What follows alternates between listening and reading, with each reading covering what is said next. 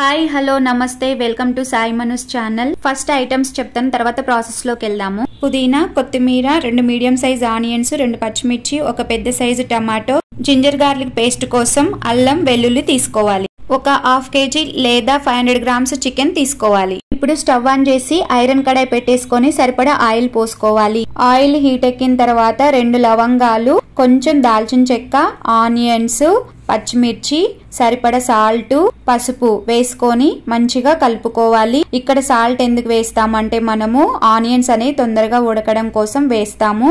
1 tablespoon ginger garlic paste వేసి మళ్ళీ ఒకసారి కలుపుకోవాలండి. ఇప్పుడు చికెన్ ని వేసుకోవాలి. మంచిగా వాష్ చేసి పెట్టుకోవాలండి. ఒక ఉప్పు వేసి మంచిగా వాష్ చేసుకున్న తర్వాతనే చికెన్ ని మనం ఈ విధంగా వేసుకోవాలి. చికెన్ ముక్కలన్నీ వేసుకున్న తర్వాత వీడియోలో చూస్తున్న విధంగా కలుపుకోండి. మొత్తం ముక్కలకంతా ఆ అల్లం వెల్లుల్లి పసుపు అన్ని పట్టే విధంగా కలుపుకోవాలండి. తెలంగాణలో బోనాలు స్టార్ట్ అయినాయి కదండి, అందుకే చికెన్ బగార్ రైస్ అనేది ఫేమస్ కదా, మంచిగా తింటారని చెప్పేసి నేను ఈ వీడియో చేయడం జరిగిందండి. చికెన్ ఫ్రై ఈ విధంగా ట్రై చేసి చూడండి, చాలా బాగుంటది, టేస్టీగా ఉంటదండి. దీని యొక్క స్పెషాలిటీ ఏంటంటే ఐరన్ కడాయి అండి. ఐరన్ కడాయిలో ఈ విధంగా చికెన్ ఫ్రై చేస్తే మస్తు టేస్టీగా ఉంటది. మనకు ఐరన్ కూడా మంచిగా ఉంటదండి. బ్లడ్ అనేది ఐరన్ వల్లనే వస్తుంది కాబట్టి 2 విధాలుగా మనకు మంచిగా ఉంటదండి. ఐరన్ కడాయిలో చికెన్ ఫ్రై ఎప్పుడైనా చేయండి, చేస్తే ఆ టేస్ట్ అనేది వేరే లెవెల్ ఉంటది. మీరు కావాలంటే ట్రై చేయండి. ఫస్ట్ చికెన్ ని మధ్య మధ్యలో కలుపుకుంటూ ఉండాలండి. వాటర్ అంతా ఎవాపరేట్ అయిపోయే విధంగా చూసుకోవాలి మనం. ఇప్పుడు మనం టమాటో వేసేసుకుందామండి. టమాటో కొంచెం చికెన్ ఉడికిన తర్వాత టమాటో వేయాలండి. ఫస్టే టమాటో వేస్తే చికెన్ అనేది ఉడకదు. టమాటో వేసాక చికెన్ ని టమాటోని కలిపేసుకోవాలి. థ్యాంక్ యూ సో మచ్ అండి. నా సబ్స్క్రైబర్స్ కి నేను ధన్యవాదాలు చెప్తున్నాను. మీ సపోర్ట్ వల్లనే నేను ఇలా వీడియోస్ చేస్తున్నాను, మీ ముందుకు వస్తున్నానండి. ఇంకా మీకు ఎలాంటి రెసిపీస్ కావాలి అనేది నాకు కామెంట్ సెక్షన్ లో చెప్పండి, నేను చేసే ప్రయత్నం చేస్తాను.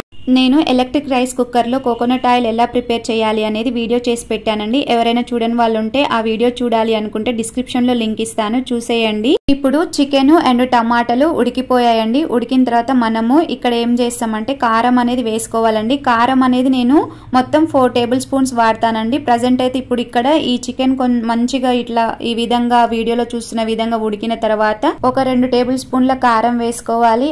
అండ్ అలాగే సరిపడ సాల్ట్ అనేది వేసుకోవాలండి. సాల్ట్ అనేది చూసుకొని వేసుకోవాలి, మనం ఒక్కసారి వేయకూడదండి. సాల్ట్ అనేది కొంచెం కొంచెం వేసుకోవాలండి. అండ్ అలాగే ఇప్పుడు కలిపేసుకోవాలండి. మంచిగా ఆ ముక్కలకు ఉప్పు కారం పట్టే విధంగా కలుపుకోవాలి. ఐరన్ కడాయి అనేది కింద అడుగంటకుండా వెంటనే కలుపుతూ ఉండాలండి. ఐరన్ కడాయిలో చికెన్ వండడం అనేది టేస్టీగానే ఉంటుంది, కానీ ఐరన్ కడాయిలో వండిన తర్వాత మాత్రం వెంటనే షిఫ్ట్ చేసేయాలండి. అలాగే ఉంచొద్దు, ఉంచితే ఏమైతుందంటే తుప్పు పడుతుందండి, వెంటనే తుప్పు పట్టేస్తుంది. అందుకని మనం వంట ఎప్పుడైతే అయిపోతుందో వెంటనే స్టవ్ ఆఫ్ చేసిన తర్వాత చికెన్ అనేది ఒక బౌల్లోకి వేరే బౌల్లోకి షిఫ్ట్ చేసేసుకోవాలి. తుప్పు పట్టడం అంటే ఎర్రగా అంటే రెడ్ కలర్ లో లేయర్ లాగా వస్తుందండి. ఇప్పుడు చికెన్ ని మనం మంచిగా కలుపుతూ ఉండాలండి, ప్రాపర్ గా కలుపుకోవాలి. ఇది సెమీ టైప్ అండి, సెమీ ఫ్రై టైప్ అన్నమాట. ఇక్కడ 1 టేబుల్ స్పూన్ కారం వేసుకోవాలండి. ఇందాక నేను చెప్పాను కదా 4 టేబుల్ స్పూన్స్ యూజ్ చేస్తామని. ఇప్పుడు మనం పుదీనా కొత్తిమీర అనేది స్ప్రింకిల్ చేసుకోవాలి. ఈ వీడియోలో చూస్తున్న విధంగా పుదీనా కొత్తిమీర వేసుకున్న తర్వాత కారం కూడా వేసుకున్న తర్వాత మనం మంచిగా ప్రాపర్ గా కలుపుకోవాలండి. చికెన్ అనేది 80 to 90% ఉడికిపోయిందండి. ఈ విధంగా ముక్కలన్నీ మంచిగా ప్రాపర్ గా కలుపుకోవాలి. మనము చికెన్ ని చూడండి జ్యూసీగా ఎంత బాగుందో. ఈ విధంగా ఫ్రై చేసుకోవాలండి. ఇది డీప్ ఫ్రై కాదండి, సెమీ ఫ్రై టైపు. ముక్కలు అనేవి విరగకూడదండి, అలా నెమ్మదిగా కలుపుతూ ఉండాలి. మొదటిసారి ఎవరైనా నా ఛానల్ ని విజిట్ చేసినట్టయితే నా ఛానల్ ని సబ్స్క్రైబ్ చేసుకోండి. ఈ విధంగా ఫ్రై చేసుకోవాలండి. ఇలా కలుపుతూనే ఉండాలి, అడుగు అనేది అంటకూడదండి. ఇప్పుడు చికెన్ లో మనం 4 టేబుల్ స్పూన్స్ అని చెప్పాం కదా, ఇప్పుడు 1 టేబుల్ స్పూన్ కారం ఇక్కడ వేసేసుకోవాలండి. వేసుకొని మంచిగా కలుపుకోవాలి. ఇంకా స్టవ్ ఆఫ్ చేసేసుకోవడమే అండి కలిపిన తర్వాత. ఎవరైనా గరం మసాలా కావాలి అనుకుంటే వేసుకోండి, మేమైతే వేయట్లేము. ఆల్రెడీ కారం కొంచెం ఘాటుగానే ఉంది, మాకు సరిపోతుంది అనిపించింది, అందుకే ఇంకా నేను ఎక్స్ట్రా వేయలేదండి.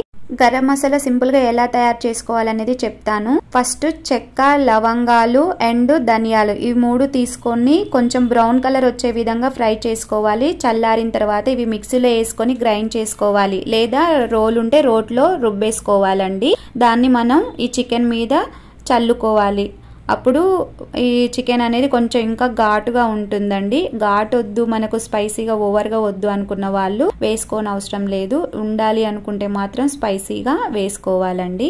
యమ్మీ tasty chicken semi fry ready అయిపోయింది.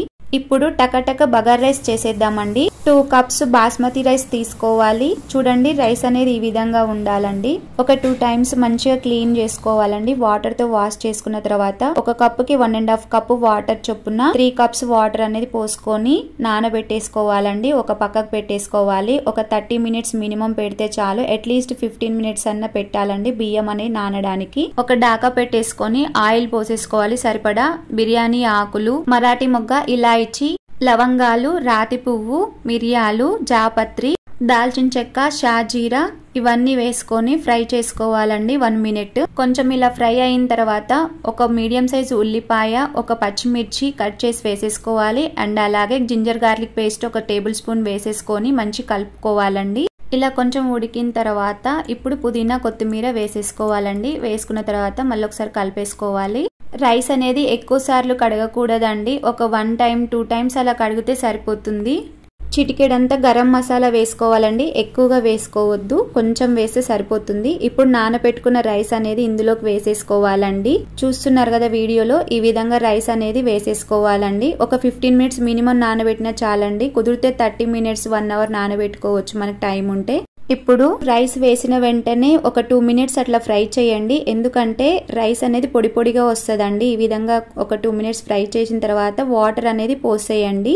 ఇక్కడ లెమన్ అనేది ఒక చెక్క తీసుకొని పిండండి. రైస్ అనేది పొడి పొడిగా, పుల్లులు పుల్లులుగా, వైట్ గా వస్తుందండి. అండ్ అలాగే రుచికి తగ్గ సాల్ట్ అనేది ఇక్కడ వేసుకోవాలి. కొంచెం వాటర్ అనేది మనం టేస్ట్ చూస్తే సరిపోతుందండి. ఇక్కడ మీరు ఇంట్లో చిన్న పిల్లలు ఉన్నా లేదా పెద్దవాళ్ళు ఉన్నా వాళ్ళకి కొంచెం తొందరగా అరుగుదల అనేది ఉండదు కదండి. అందుకని మనం ఏం చేయాలంటే వాటర్ అనేది కొంచెం ఎక్కువగా పోసుకోండి. ఒక 1/2 కప్ అంతా లేదా 1 కప్ అంతా గానీ వాటర్ అనేది ఎక్స్ట్రా పోసుకోండి. రెడీ అయిందండి బగారా రైస్ అనేది. చూడండి బగారా రైస్ ఉడికింది అని తెలుసుకోవాలంటే రైస్ అనేది ఇలా వంగిపోతుందండి, స్ట్రైట్ గా ఉండదు. ఇప్పుడైతే టేస్ట్ చూసి చెప్తాను. Bagara rice with chicken fry ఎలా ఉంది అనేది టేస్ట్ చూసి చెప్తానండి. చూడండి ముక్క ఎంత బాగా ఉడికిందో ఆ విధంగా పర్ఫెక్ట్ గా ఉడకాలండి. చూసారు కదండి సింపుల్ గా bagara rice with chicken fry ఎలా ఉంది అనేది. మీరు కూడా ఇలా ఇంట్లో చేసుకొని తినండి. నేను వీడియోలో చూపిస్తున్నానుగా, నేను ఆల్రెడీ తిన్నానండి. టేస్ట్ అయితే ఎక్సలెంట్ గా వచ్చింది. మీరు కూడా ఈ విధంగా ట్రై చేయండి.